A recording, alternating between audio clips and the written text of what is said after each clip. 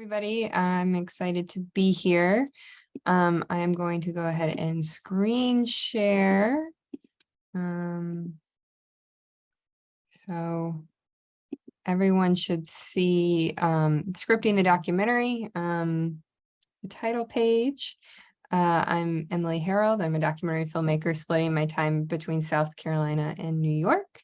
And I'm really excited to talk to you about how I script my films. I do want to say that, I'm sharing the way that I do it. I don't think there's a perfect way or correct way to do this, but I'm hopeful that, you'll take little tidbits here and there that can help you in your process. So we'll get started. So the first thing I do want to say is that organizing your media is the very, very, very first step. It is probably one of the most important things you can do to make this process smooth and seamless. So I really want to encourage you to take the time here because it just makes scripting way easier. And there are a few screenshots here. There are going to be lots of screenshots in this presentation, but of various things that we're going to talk through. But we're going to spend some time first talking about organizing your media. And basically 5 different kind of subheadings. So talking about raw media, your camera log, transcripts, how to deal with archive and third-party material, and then interview-heavy projects. I will say that for the most part, I do a lot of verite stuff. So this is kind of geared towards dealing with verite, but I am going to add in a few tidbits here and there about interview-heavy projects.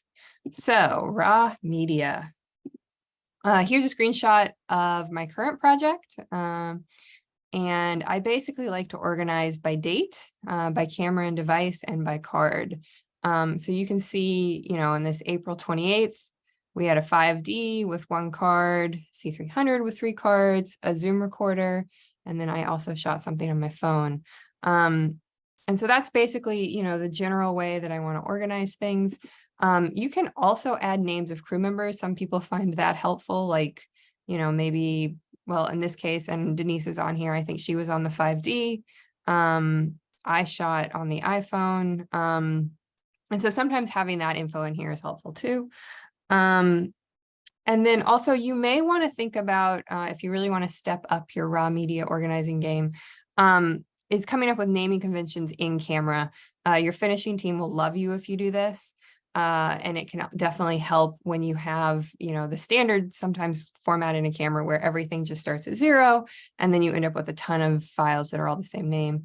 That said, if you don't put in some sort of in-camera naming system, don't change it once it gets to this step when you're downloading and prepping to get into your edit, because that just will create a headache. You really want to just, once you've shot the material, just leave the footage names the way they are. That way things will match back. All right, moving on to the camera log. Here's a screenshot of one from my most recent project.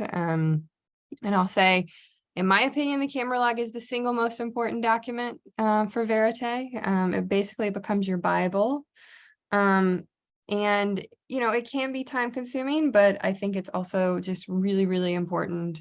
You want to watch stuff and basically log it in your camera log as you go. There are different kinds of formats. I basically just use a Word doc, as you can see in the screenshot.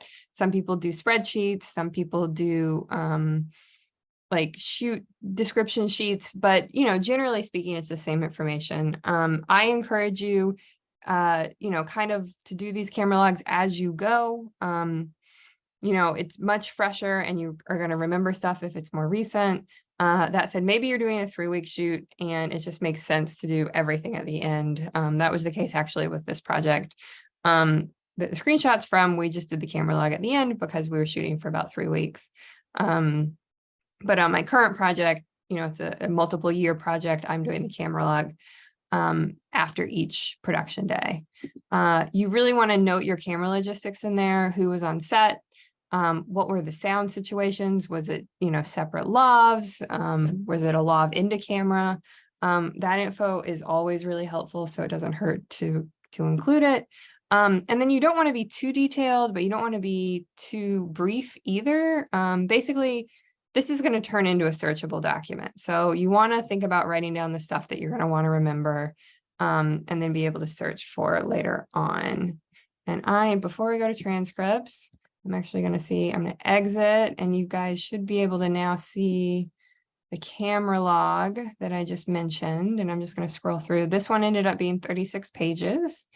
I would say it's a little bit more on the detailed side. The producer did a really fabulous and very detailed job, and he set up a table of contents. And he, really did, by date, and noted who was on set, and broke it down basically by file name, which is really awesome. And so when we were looking for stuff, we were able to search this and very quickly find what we were looking for. And that was really, really helpful.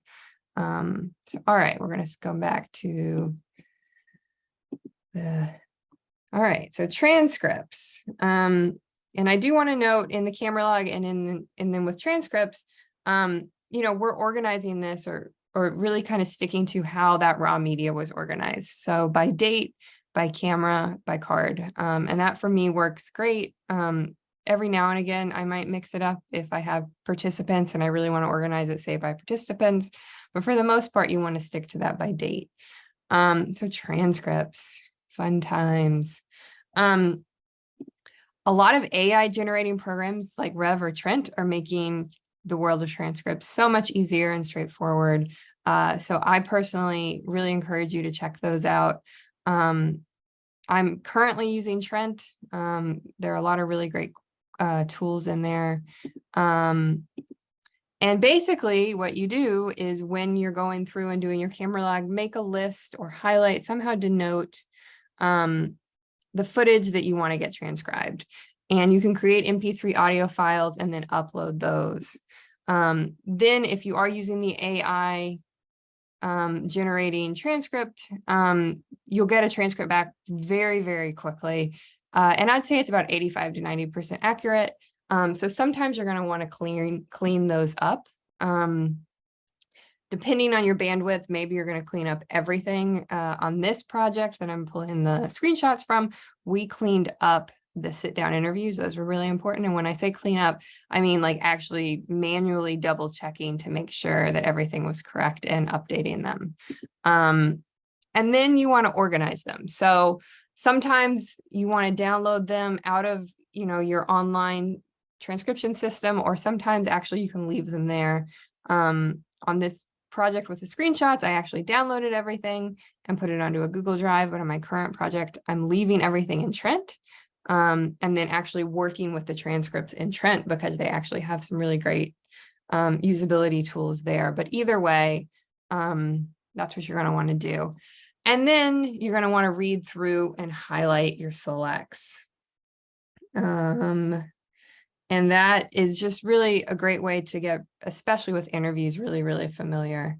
And I am going to, again, exit out of this and show you my interview. So I had a folder called transcripts, and then I had my cleaned up ones, and then I had just the ones that weren't cleaned up. And the cleaned up ones were mostly my sit down interviews because we just didn't have the bandwidth to do all of them. And so I would pull out, in this instance, I organized, I pulled these out specifically. So in this, with Jamie, we had 4 interviews with him. And then some of our other participants, we made folders for them too. And I would then, as I went, read through and make highlights. And in this instance, the yellow and the blue meant different things, so that I was, basically able to follow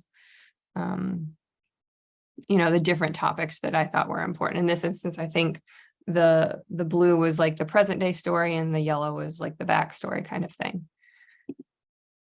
All right. So you also will have archive and third-party material that, you didn't necessarily shoot. And so I'm just going to very briefly talk about what to do with this. This is an archival log. It's really, really important to log the third-party material you have, because at some point you're going to either have to do a fair use log or you're going to have to license. You want to come up with a naming convention and some details. You're going to want to transcribe your really long archival clips.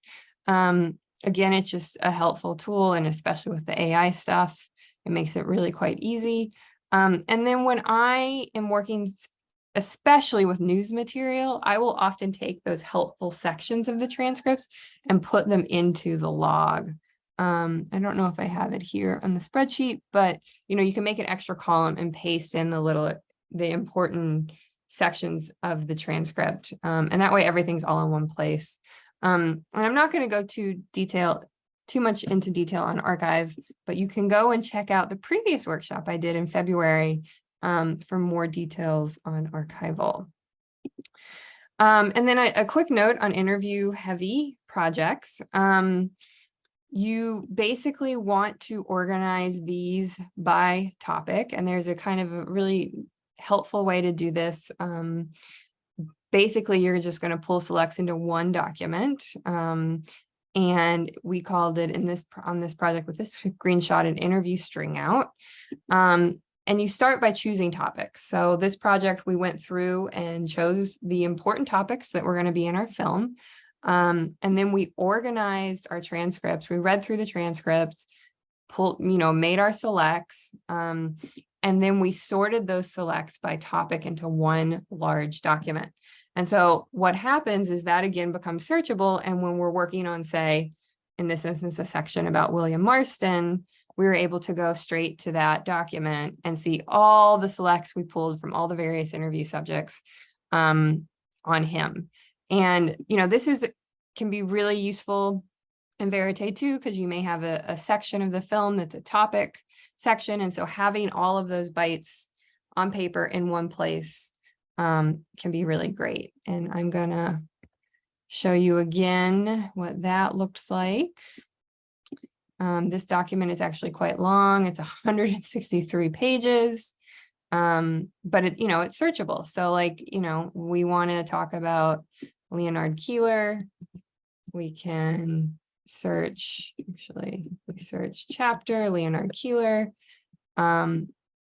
It brings us to the beginning of that section. And then basically all the bytes in here are about him. And so when we were scripting this project, this basically became our Bible, basically the version of the camera log for the interview heavy project.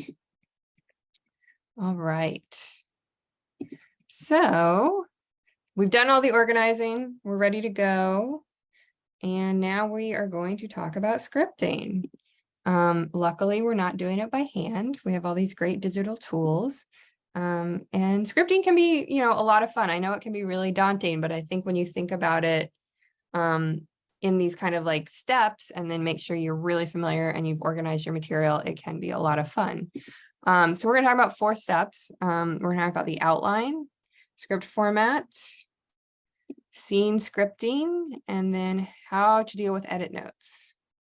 All right, so outline. I, on this project, had, looks like 5 versions of my scene list or outline. And this screenshot in the middle is what it looked like when I first started. And this is basically where you can think through your structure. Where, what are the scenes in the film? What are the story arcs that we're going to see? And you're basically mapping it out on paper. And like I said, this is going to shift around a lot. That's why I had 5 different versions. But it's basically helping you really think about where are you coming from and where are you going as you build your story. This is basically the same process as cards on a bulletin board. With the COVID pandemic, we basically had to move everything digital. And so on my past couple of projects, we basically went into this Google Docs format. There are all kinds of different programs you can use, some that actually mimic the bulletin board process, or maybe you are in person and you're able to do a bulletin board. But it's the same sort of process. And this document, I would say, basically becomes the second most important document that you're going to be using during your scripting process. Script format. So there is a finished script. There are basically two versions of a script format. There's a 2-column script, which is usually what you see for Verite. and then a 1-column script that is more interview heavy. And then, people also do versions of this, but these are kind of the two main versions. And the version on the here with the screenshot is the 2-column version. And then there's some pretty standard shortcuts that you'll see used throughout. This double dash usually means cut. A bracket usually means something's getting inserted. Or maybe it's some sort of audible, like in this version, you see I have laughs in brackets.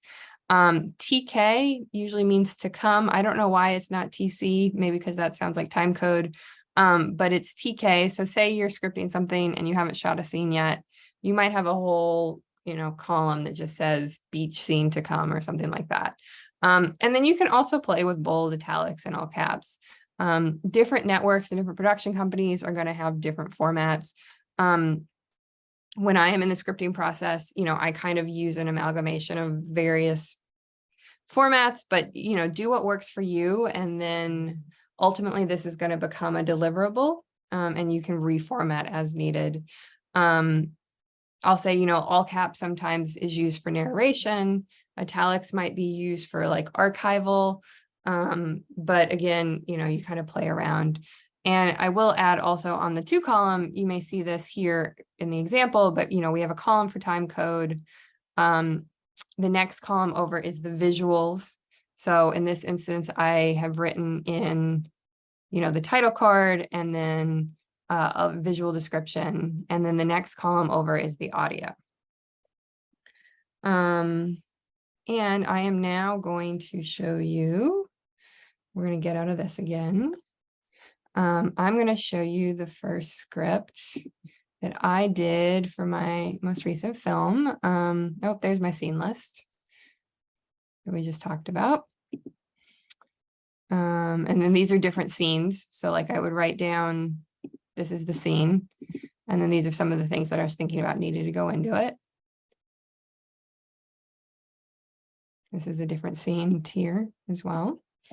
And then this was our script, our picture locked script. So a nice cleaned up script.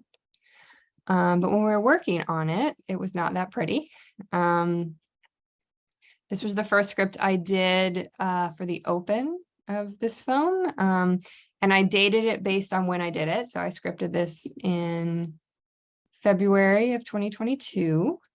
And you'll see I wrote in like the file name here. These are really short clips, so I didn't put time code, but usually you'd want to put time code to make your editor happy. And, I wrote out some suggestions, visuals over here, audio over here. Here's a cut, you'll see. This is archival, so you see I did italicize it. And this is about 4 pages long. And so the rule of thumb usually is that, a page is a minute. So you want to think about that as well. And let's see if this will work. So, we scripted this and then I gave this to the editor, and ultimately this all changed because it got into the edit and we did a lot of back and forth. And so I'm going to actually play the final version of the scene, and then I'm going to scroll along and hopefully everybody can see both. I don't know if that's possible. Can everybody see both the clip and the script at the same time? Yes. Yes, awesome. Okay, so we will hit play. Oh, I'm bad for today. I'm really excited about so-and-so. Okay. Hi, I'm Jamie Harrison, and I'm running for the United States Senate against the world's greatest golf caddy. No, I'm just kidding. You're not much even. Okay, thank you. Hi, I'm Jamie Harrison, and I'm running for the United States Senate in South Carolina against Lindsey Graham. I am right now in a car headed down to my hometown of Orangeburg, South Carolina, for our campaign kickoff. What's going through your mind as you're ready to officially launch the campaign in your hometown? Well, it's hot.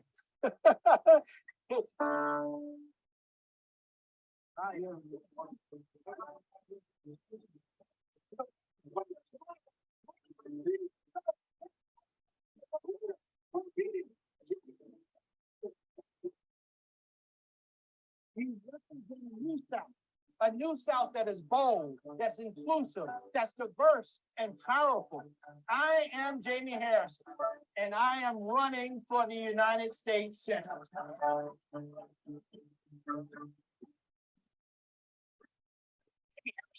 Cases off in the fight. The latest polling numbers show about a 20 to 23 point edge right now for Lindsey Graham. It is time in this state for the good people of South Carolina to stand up and say enough is enough. Oh, yes. We are going to do that. Jamie Harrison is gaining ground on Lindsey Graham. I just don't want you to just be here because you're tired of Graham. I want you to leave happy because you were for Jamie Harrison.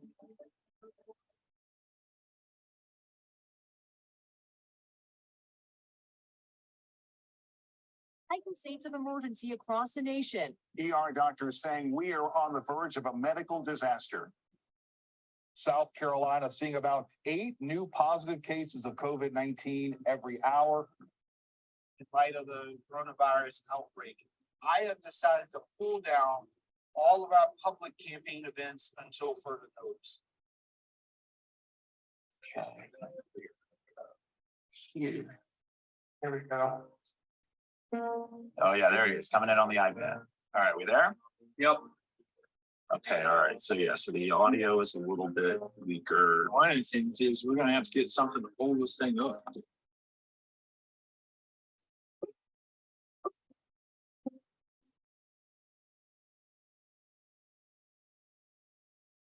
Okay, so that ended up being about 2 minutes and 50 seconds. My guess is this original script was probably over 4 minutes. But you kind of see how the bones of this were here. And then in the back and forth, we got it shorter. We got it a little punchier. You know, that archive section, some of that was scripted, some of it wasn't. You know, I had a big long bite from Cory Booker. He ended up just getting 1 line. But, you know, we had it there in the script and we were able to kind of work from that. So moving along, we're going to talk about scene scripting, which was basically an example of what you just saw. You know, here's the script, the work in progress script. And I like to script by scene. So in that instance, it was the open of the film. And so that I just did as a scene. And a big part of that is just, it helps you really focus, because if you think about, oh my gosh, I have to script this entire film, that can get really overwhelming. So I like to pick, you know, I start with my outline or my scene list, and then I just kind of work through the scenes. And I think about, as I do each scene, what is this scene supposed to be about? And so with this open, it was kind of introducing that we were going on this journey. And it was during COVID and who this person was. And so those were sorts of the things that I was thinking about. Sometimes as you move your scenes around, what the scene is about is going to change. But as you get started, you know, just think about where is it right now in your story arc and build that scene like that. And if you need to rejigger it later on, you can do that. You know, you're going to want to have all the transcripts you need ready to go. And then you want to think again about how long should the scene be. I have a tendency to write it out and make it really long, because I like to put it all on paper and see it, and then cut it down from there. And you're going to be redrafting, you're going to be talking to your editor and reworking all of this stuff as you go. Edit notes. So I really, really love Google Sheets. It has made this process really smooth. I'm sure there are other programs out there that are great. But as you can see from this screenshot, it really gives you a lot of functionality to put notes straight into your edit. So I'm 100% a Google Docs fan. You can very easily upload your script to Google Docs. Then you and your editor can go back and forth in this document with script notes and with edits, basically in real time.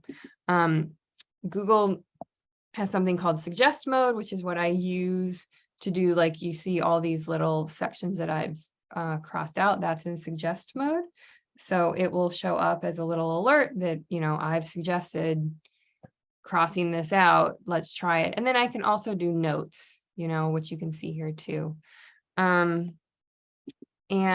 you do have to conform the script as you go. So sometimes, that does take a bit of time, but I would say it really, really helps. And I am going to, before we get to this last slide, I'm going to show you that script. So this was the end of the film. And so I had conformed it, which basically means making it match the edit. And then it was way too long, per usual, for my scripts. And so I had to go back through and crossed out a bunch of stuff and made suggestions or extra notes. And then the editor could go through and see these cuts. And it basically is just a really, really great tool for you to be on the same page and kind of see everything on paper as you go. All right. So then you final product, your film is done. You have your final script, you've cleaned it up. And I will say, you started with your outline, and then you went to your scene script. And then you'll go into act scripts, and then you'll go to a full script. So, you'll kind of build into bigger pieces, and that will be mirrored in your edit. You'll be reworking that outline or your scene list constantly. You'll be talking to your editor constantly. Well, maybe this scene needs to be moved here, and let's try this here. So that document is, again, really important. And then again, you'll be conforming, making sure what matches in your edit is matching on paper. Ultimately, because some things are just easier to figure out in the edit, right? Like sometimes it's just, it's an all action scene. Maybe there's not a lot of dialogue. And that might be something where you don't script it out and you and your editor talk about what the footage looks like and the important moments. And then your editor puts it together and sends you the scene. And you don't actually do it on paper first. And that's totally legit. Again, you want to use the pieces of this that are helpful to your edit and your process. And I do that too. I often will have an editor. If it's really action heavy, I'll skip the scripting. And like I said, your script ultimately becomes a deliverable. You will potentially have to clean it up and do it in a different format.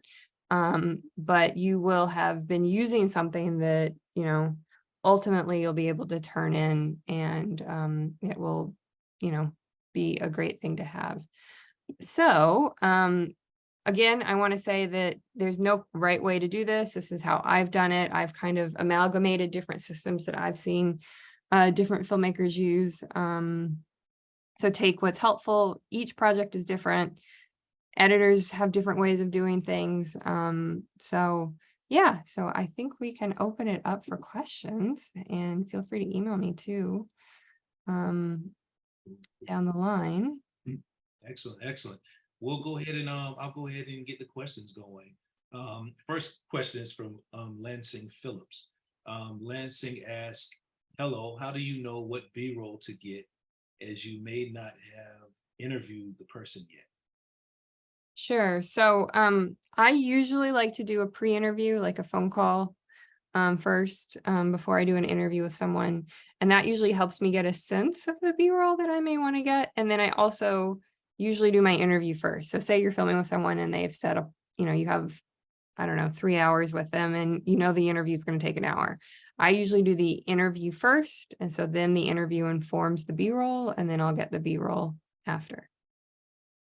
Cool. Next question is from Hannah. Would it be possible to share a sample of one of your past themes documents you were talking about? Sure, like the scene list or the outline. I think, yeah, totally. I mean, and I can pull it up again on the screen share. Yeah. Let's see. I think it's this one.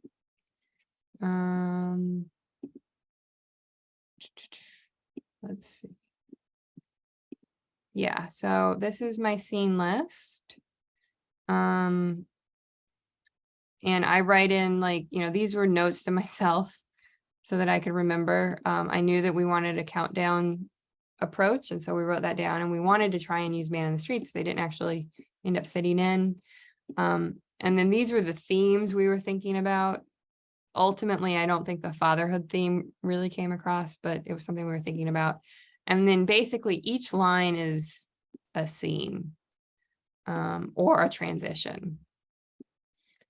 So like this was a scene, Jamie with kids, self-shot footage. And then he did a tour of the basement. And so I used this, and then, we got into like meeting each of our participants. And I would use this to kind of build out the story and the scenes that I thought were important and where we were going. But yeah, I'm happy to share this.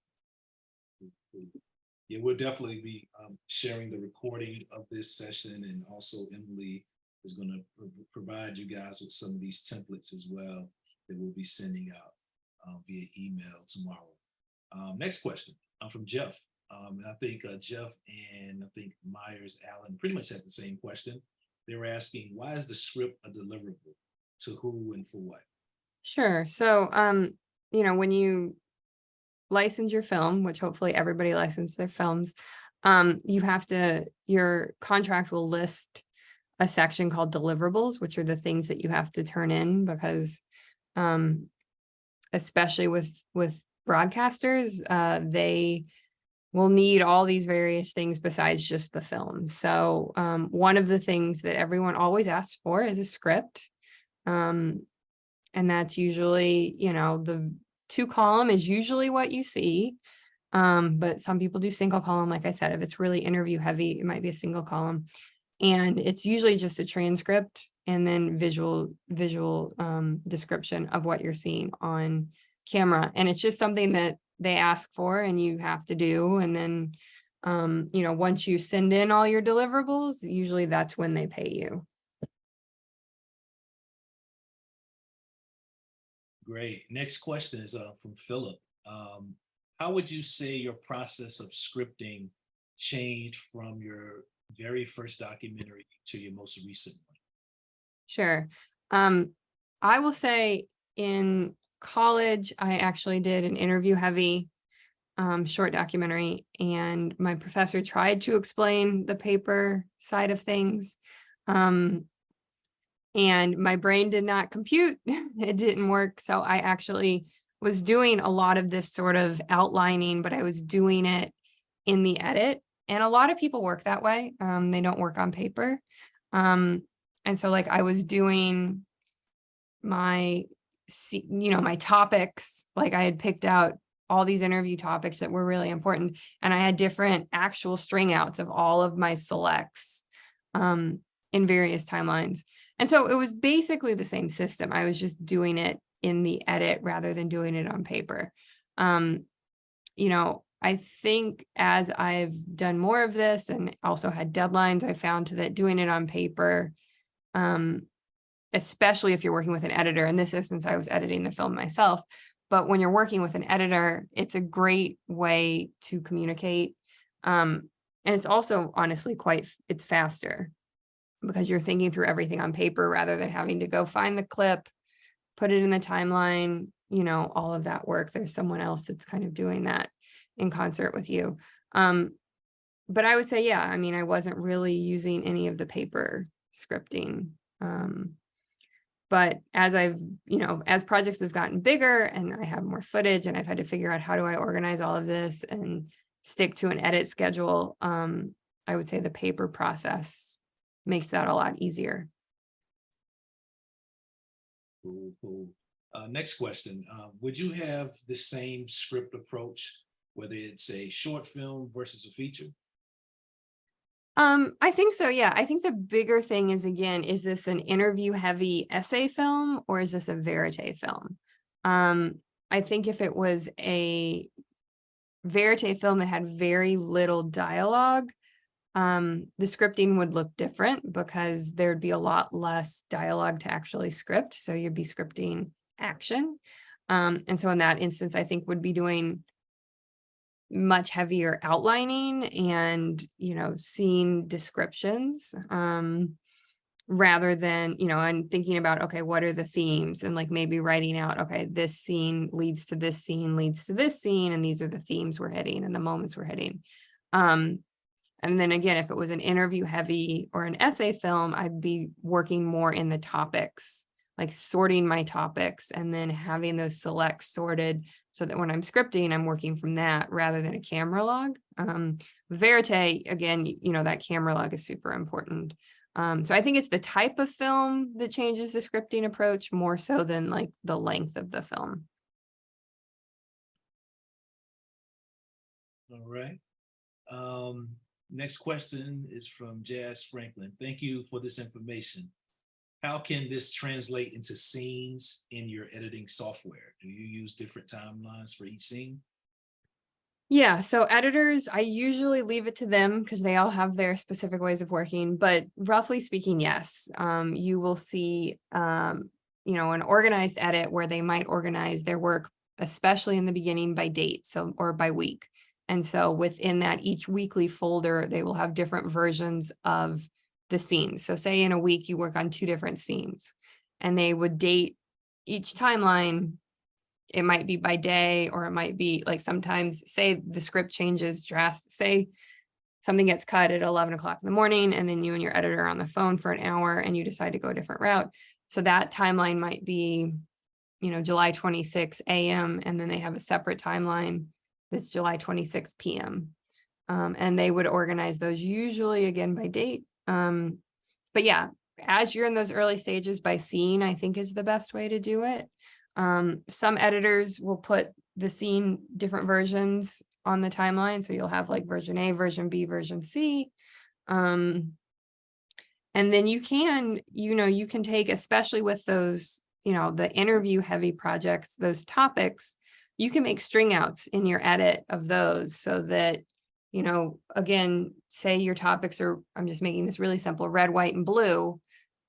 Maybe you have your red selects in one timeline, your blue selects in another timeline.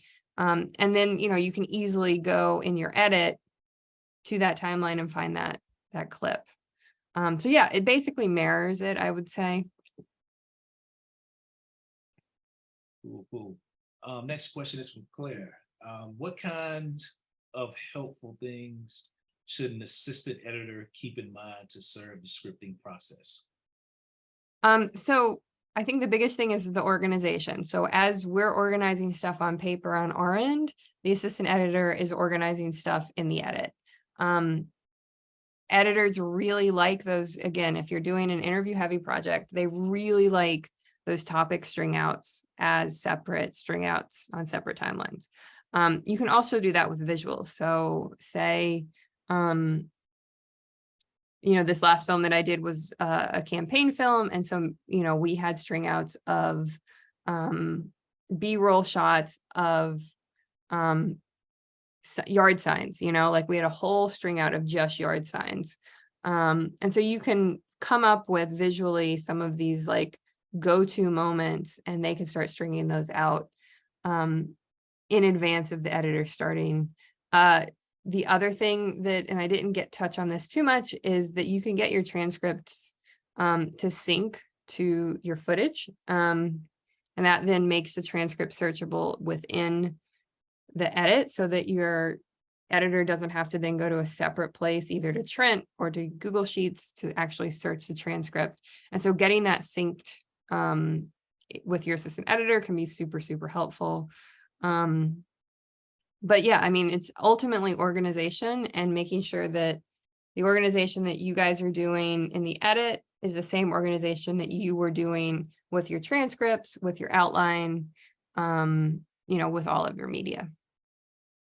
Cool. I have a question, Emily, before we go to the next question. Sure. I know, for transcribing, your footage interviews, especially, I know, you have rev.com out there.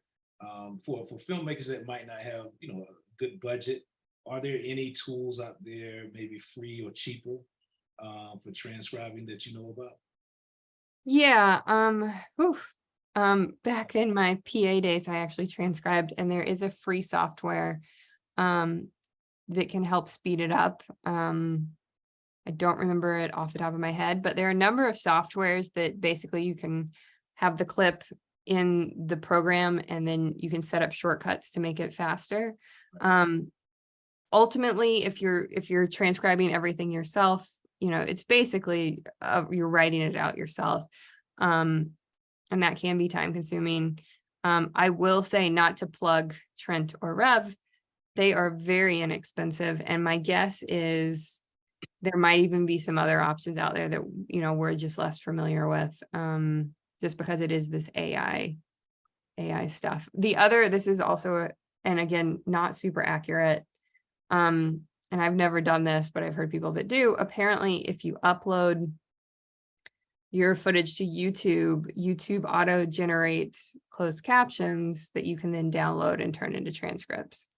So, I mean, that's potentially time consuming, but it is, it doesn't cost any money. Yeah, I know a few people put in the Q&A box that Premiere Pro can do some things. Oh yeah, and I've heard that they have a good AI generator as well, so. Next question is from Dalton. Emily, during your phone call, do you have a script or something to help you know if the person is a good fit for your interview? When I'm pre-interviewing someone, I think is what you're asking. Usually I can, I have some questions that I know are important and topics that I know are important. And so when I'm pre-interviewing someone, it's kind of a two-pronged thing. It's do they have the experience and the background and the expertise to be able to answer these questions in a really informed way? And then how do they sound and speak? Like if someone is talking and they're pausing, or, not sure what to say, kind of like I'm doing now. And it makes the listening to them not fun or not enjoyable. Usually they're not going to be a good interview subject. Some people also like to do Zooms because then you can actually see their mannerisms and see how they interact. But you obviously want someone that's engaging, right? Someone that is easy to follow, fun to listen to, gets things across succinctly, doesn't go too far into the weeds. And so, when you're trying to decide, is this a good person? It's kind of a mix of those two things. Are they filling the story points or the expertise that you need? And then do they come across well on camera? Next question. What do you think of sending a list of questions in advance to the person before the interview? Yeah, so that is actually something that different filmmakers have very different views on. Ethically, for a long time, journalistically, that was frowned upon because you don't necessarily, this is in part a journalistic pursuit. And so for whatever reason, that was frowned upon. I will say, on some of the historical films I've worked on, we send topics. So we don't send specific questions, but we'll send we want to discuss this person, or we want to discuss this event. Just so that the interview subject knows, they come into the interview prepared.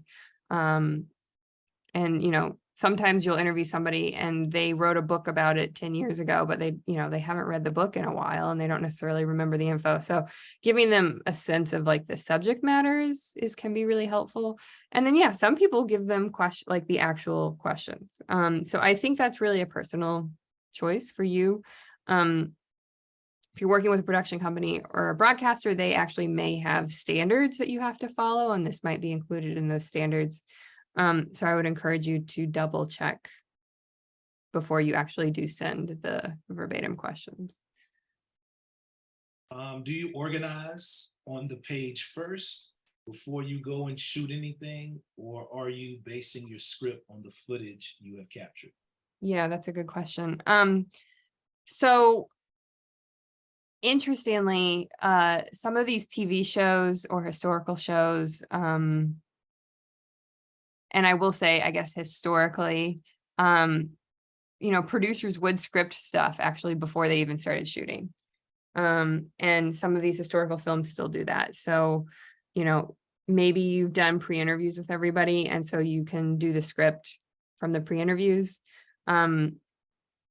I personally have never scripted something before I shot it. I usually shoot and then script after. having thought about the important themes and topics that I want to capture.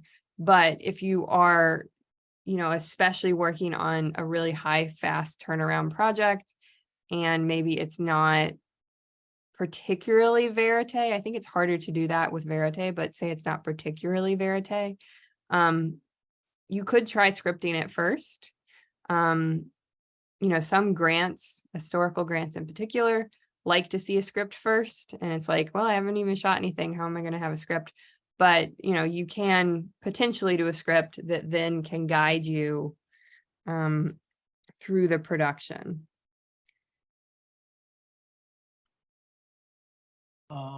Someone had a question, Diana.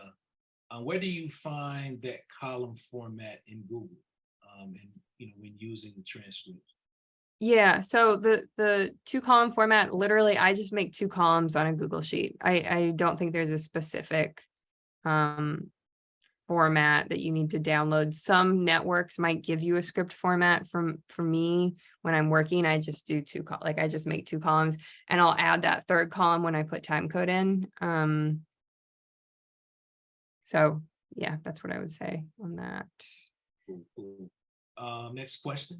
Does your editor review all of the footage and transcripts in order to make suggestions as you shape the film, or do you only want your editor to review the clips in your script?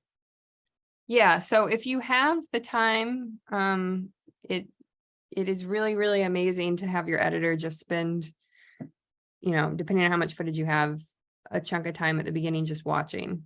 I've had editors that have worked in the transcripts. I've had editors that just like seeing the footage. So it really depends on them, but I think really makes it a much smoother process when your editor has time to watch everything, because then they see stuff differently than you. And often they will make their own camera log, right? So like I had that camera log I showed you that, my producer put together, and then he and I worked from that. But the editor would go through and watch everything and make their own log, because they're going to note stuff that, like I'm thinking story for the most part. The editor is thinking visuals, the editor is thinking pacing, they're thinking about things like that.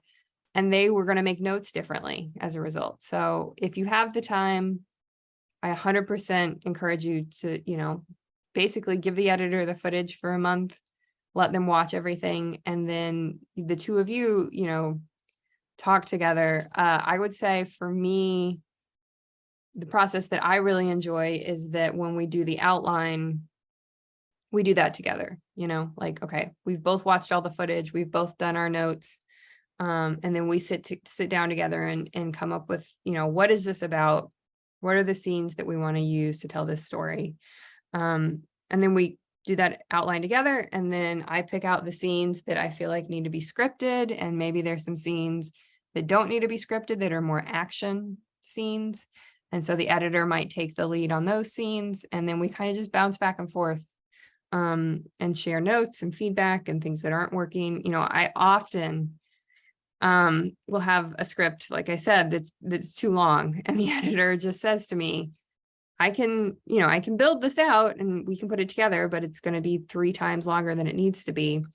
And so then I go back to the drawing board on the script and I cut it down and make it shorter. And so you and your editor really are a team. Yeah. Just a couple more questions.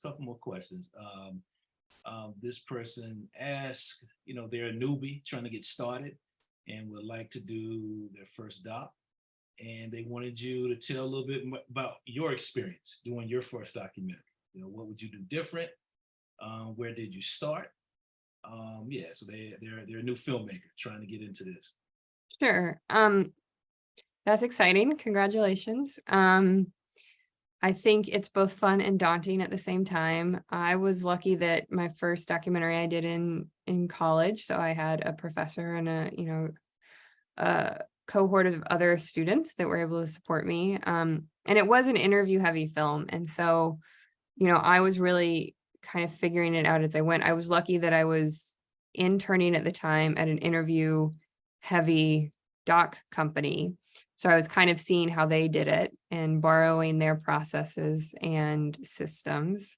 But I do think, had I been more open to the paper process, that, doing everything on paper potentially would have sped up the process.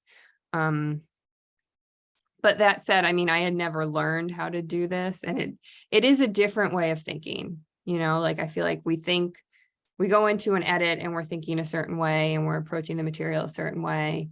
And then doing everything on paper, just it's using a slightly different brain muscle. But I think it's helped me because I can really think through things and like make notes and instead of putting, in an edit, you're going to put markers on things, in a paper, like you're going to be making highlights. So it's just kind of rethinking sort of. And for me personally, it works. Other people may prefer doing string outs in the edit. So I think the biggest thing I would say is, watch all your footage. I think we have a tendency to not do that as filmmakers because we're like, oh, we were on set or we shot it or whatever. But it comes across differently when you watch it. So take some time to watch everything. And then take some time to get really, really familiar with it. And then, make that outline and think about what you want it to be about and be open to feedback. I think that's the other big thing is, everybody sees things differently and you get really close to your material. So it's really great to make sure you take time and are open to what other people see when they watch your project. This person had kind of like a double question. Do you ever have a use for storyboards, visual map, or maybe frame grabs from various cuts? I would say when I am in production, yes. So sometimes, when we're thinking about how to shoot a scene, I will talk with the cinematographer about different ways of framing things or thinking things through that way. I also think when I'm talking to an editor, and again, it's a more action-driven scene and it's less dialogue heavy. I sometimes will I don't do screenshots, but I'll do time codes and say like, this is a really great moment, or this comes across really clearly here. Or, that can translate into like, I watch down all the footage and I put in a bunch of markers. So, I think I am probably a less visual thinker. So I think some people visually that could work really well. So I think, again, think about what works for you in your film and your process. And doing some sort of visual mapping could work really well. Have you used scripting for the preparation of grant samples or trailers? I use scripting for everything now. It's just the way that I am able to think through scenes. So like I'm working on a trailer with an editor right now and we have a script. And I will say, your edit gets to a certain point where it's less the script and it's more, this moment needs a beat or this music isn't working. And so, we'll move out of the script when we're that close. But yeah, I use scripting pretty much for everything. Do you sync and transcode before making your transcriptions? Sync and transcode. So on our current project, we brought everything into Premiere, and Premiere actually makes proxies itself. I'm less familiar with this, but we created proxies there. And then I created MP3 files for my transcription myself, because those basically don't go into the edit. And then the proxies, I have a copy of the proxy so that I can watch the footage without having to like open it in Premiere. 3 more questions and then we'll wrap it up. Do you have any suggestions for how to approach the initial raw footage watch through in making notes/markers? Yeah, so that's that camera log process. I organize everything by date and by device, kind of like that screenshot we saw. And then I watch everything, personally, I watch everything in order. And I usually watch A cam first, B cam second. I personally watch everything as proxies, so I'm not actually opening Premiere. There are some filmmakers that like, will go into the Premiere or the Avid and they'll do markers as they go, and do notes in markers. It's a personal preference thing. So I'll watch, and then in my Google camera log, I'll just be like, okay, this is the date, this is the camera, this is the card, and then I'll make notes basically just in that Word document. Last question. I think this is, about documentary in general. We can close it out with this question. This anonymous attendee asks, I'm curious about the transition process for more independently produced docs to the opportunity to work more collaboratively with production companies on a bigger scale. This all seems really helpful for best practices on a bigger scale, but how do we get to that stage/scale? Sure. So I will say that all of these projects, for the most part, that I've talked about today were indie films where I started them with absolutely no money. The trailer that I'm working on right now, we have no funding yet. And so, I'm working with really awesome people that believe in the project. And I don't edit myself. So for me, this is the best way that I can communicate with an editor. I think if you are both the producer, the director, and the editor, you're not communicating as much with someone else. So maybe you're skipping some of this stuff on paper and you're doing it straight in your edit. It really just, again, it's a different, like, it's muscles in your mind and what works for you. I think if I had to edit something myself at this point, I probably would still script it out, because for me, that's how I think. And that's how I work through the story that I'm trying to tell. I always make an outline. Like, I think that for me, I really need that outline, so that I know what my scenes are about and where I'm going. And then I also really need that camera log, because I'm not gonna necessarily remember, that footage that I shot 2 years ago. And so I usually, have those documents up and I work with them. And I do think if you script it first and then you want to go into your edit, having that paper outline or script can make that editing a little more seamless. So totally hear you. I think bigger productions, like I said, when you're on a really fast turnaround, or you have potentially multiple editors, I do think the scripting process helps speed it up, and it helps communicate with a bigger team, because everybody can go to the script and see, okay, this is kind of what the filmmaker is thinking. But I think you can also adapt it to smaller projects too. So, and using these muscles on the smaller projects also can mean that when you get to those bigger projects, are more familiar with this kind of workflow. But again, like I said, I think everybody works differently. Editors work differently. And so you kind of have to take some time at the beginning of the project to figure out what's best for you for this specific project. Cool, excellent. Thank you again, Emily. This was a great webinar today. I learned a lot, and our attendees definitely had great questions, and learned a lot as well. But yeah, we're gonna go ahead and wrap this up. Thank you all for joining us today. Also, Emily, give your email a couple more times. Sure, I will put it. Let's see, can I put it in the chat? Yeah, we've had some technical difficulties. Let me. You know what I can do? I can screen there, so you can see my email there at the bottom.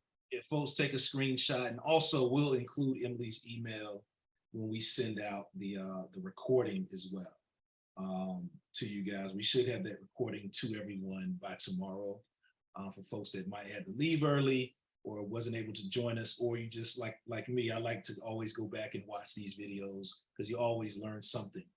each time you watch them. So we'll definitely be putting Emily's information in there, so you guys can, reach out to her and, ask her questions or whatever. You see the knowledge that she has with documentary, so definitely take advantage of that. But I just want to let you guys know also that we have our production grants. Our production grants are open. Definitely apply. For more information about that, go to southerndocumentaryfund.org, southerndocumentaryfund.org. Definitely apply to our 2023 production grant. The deadline for that is August 18th, so you still have plenty of time to apply to that grant, but definitely apply. We're actually awarding 5 filmmakers $10,000 for the production of their project, so definitely apply for that. And again, thank you guys again. We're going to also have another webinar coming up next month. Details about that will be announced soon. So definitely join us for our next mentorship roundtable coming up next month. We're just finalizing some details and things like that with that, but we'll definitely be letting you guys know about that so you can sign up for that as well. Again, this is Scripting the Documentary with filmmaker Emily Harrold. You guys enjoy the rest of your day and the rest of your week, and we'll see you next time. Thank you again, Emily.